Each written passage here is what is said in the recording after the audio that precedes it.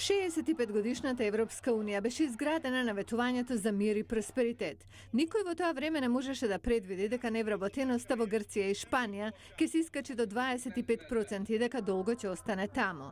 Ниту пак дека политичките партии од крајната десница и од крајната левица ќе станат главни играчи на сцената. Многу експерти велат дека економската криза од 2008 во Европа и натаму е присутна.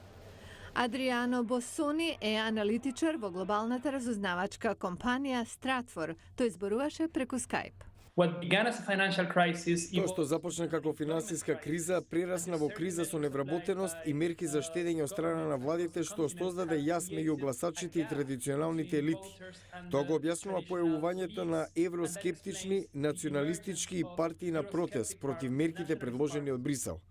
Просперитетот беше главната причина што Европа се држеше заедно. Сега просперитетот го нема и континентот се распарчува, вели Босони. Клајд Престовиц од Вашингтонскиот институт за економска стратегија вели дека европската економија се германизирала.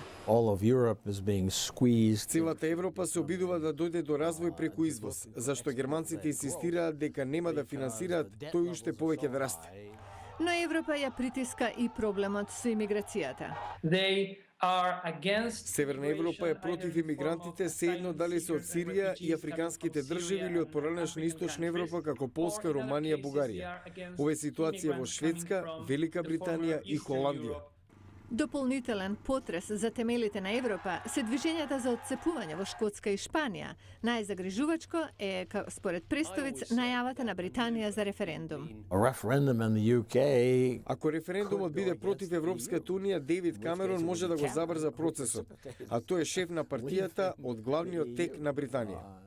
Годинава избори ќе има во Грција, Британија, Шпанија, Полска, Данска, Финска, Португалија и Естонија. Повеќето аналитичари се согласуваат дека резултатите во овие земји може натамошно да ја разнишаат Европската унија.